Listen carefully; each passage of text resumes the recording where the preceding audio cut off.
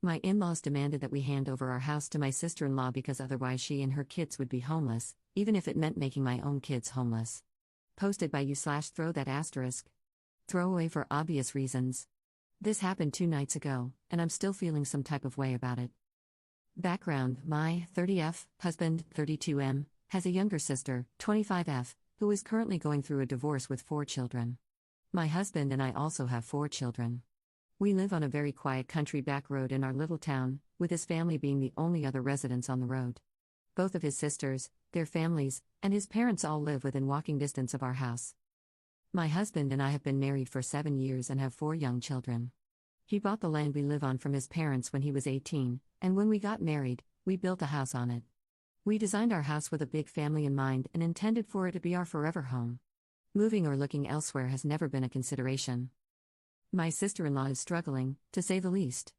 She was in a very toxic relationship with her ex, contributing just as much to the toxicity as he did. He filed for divorce, moved out, and left their 4 kids with her. 2 nights ago, my mother-in-law called my husband and asked if we would come over for a chat. When we arrived, my in-laws and sister-in-law were sitting on the couch like they were staging some kind of intervention. It was just really strange. My mother-in-law didn't beat around the bush. She explained that my sister-in-law's ex was getting the house in the divorce and that she and the kids would be homeless within the month if we didn't give her our home. It honestly took me a second to comprehend what she had just said because it was so out of left field. My husband didn't need that second. He looked them dead in the eyes and simply said, "No." My in-laws started saying things like, "You guys don't need all that house, you guys can move into one of the new neighborhoods in town, and, you guys can just build a new house." I offered to open up our playroom and guest bedroom to them until they could find somewhere to live. We have air mattresses, and the guest room has a full bath, but apparently, that was not good enough. That's when we got up and left. As we walked out, they began yelling after us, saying we don't care about the children, that family helps family, and that we're being greedy and selfish, etc. Honestly, I'm so proud of how we reacted because my first instinct was to go off and say some hurtful things. Instead, we just went home, to our home. We love my sister-in-law's kids and obviously don't want them to be homeless, but they don't need my house at the expense of my own children and family. I don't see why my sister-in-law's family deserves my home. What about my kids?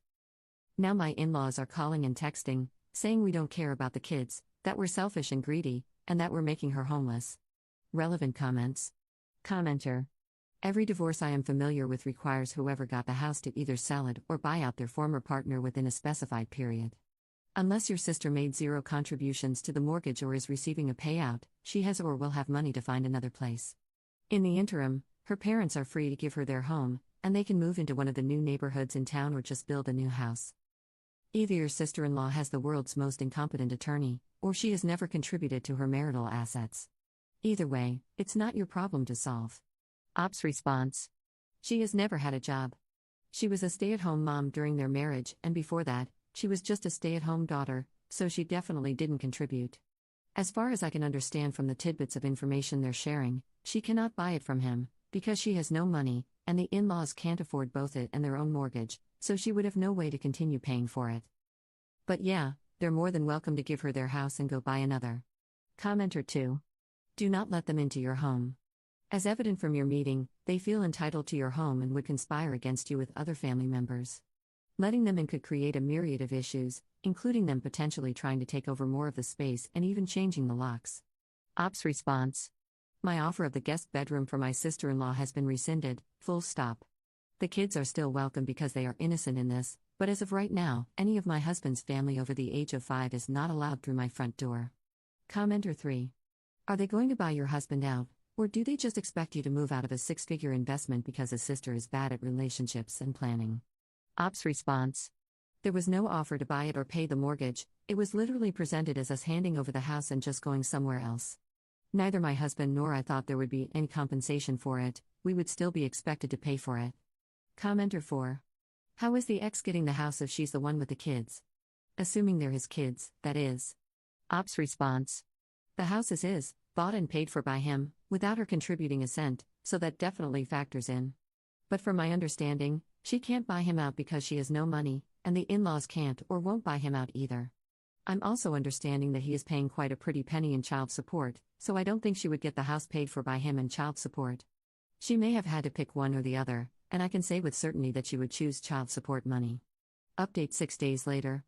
Putting this here because it wouldn't let me update the post body. So, as many of you, and myself, thought, my sister-in-law was lying about a lot. I'm not going to go into too much detail because it's seriously years' worth of lies, but my husband and I call the ex-brother-in-law, and we 100% fully believe everything he told us. He has no reason to lie to us and repeatedly said he just wants what's best for his kids, and is trying his best not to do anything that could possibly harm him in court. She lied about him getting the house, lied about how much she was going to get in child support, and lied about how often she would have her children. Something else that came out is that her oldest child isn't even her ex's. Just so many lies. We feel incredibly stupid, deceived, and disgusted, to be honest. We told my in-laws everything he had said, and they were upset to find out she had been lying, but they kind of doubled down, saying, she must have had a good reason, she's backed into a corner, she's really going through a tough time, and a bunch of other BS. My sister-in-law was called and asked to join us. She, of course, took zero accountability for the lying and sneaking and instead screamed at us about how gross we were for going behind her back to her ex, how she would never trust us again because we betrayed her. She also let us know that she was asking for our house because she truly felt like we had actually built it for her. Our kids' rooms were how she would have designed them herself. She would love to cook in my kitchen. She loves my bathroom layout, basically. Everything about my house is how she would have built it herself, and she thinks I must have somehow known she would need a home in the future. At that point, I was just done, and so was my husband. You can't argue with backcrap crazy. We left to a whole lot of screaming about no longer being family and not expecting to see them again. Honestly, I think never seeing them again is the only way to go from here. It's been a crazy few days since then. We hired a friend of my husband's to put up a privacy fence around our entire property and added extra cameras to our security system. We also have a good family friend, a friend of our family, not my husband's, on the police force and let him know the situation, so he knows if he gets a call from us, it's serious. I think my sister-in-law believed she could have my house just because she loved it. That's kind of it. She wanted it, so she thought she deserved it. I guess she was either planning to sell her house at some point or maybe rent it out, I have no idea. I really don't think she had thought it all the way through. She just assumed that if she told us she was losing her house, we would feel obligated to help in the way she wanted. So, I hope this clears up some questions. I know I feel at peace with the situation. My husband has been grieving a bit. He's sad that his parents have chosen a liar over a man who has done everything for his family, never hesitated to help, and has only ever been a doting son, but I think this is for the best. They don't treat him the way he deserves, and I'm glad to be rid of them. I'm sad for my kids and the situation this puts them in, but my family has enough love for everyone. Thank you to everyone who took the time to comment, message, give advice, and ask questions. Hopefully, you guys won't hear from me again. Relevant comments. Commenter. It's not even a surprise that the sister-in-law was lying. When upset her ex-brother-in-law would have gotten the house in the divorce and that the kids would be homeless, that should have been an eye-opener because, unless there's proof of neglect or abuse of any kind, family courts wouldn't send children to stay with a parent facing homelessness. I can't believe the in-laws bought into their daughter's lies. The only true victim here is the oldest of the sister-in-law's kids since he or she is a product of her infidelity, and it sounds like the ex-brother-in-law, understandably, is angry about that. Commenter 2. The sister-in-law is the golden child, that's how.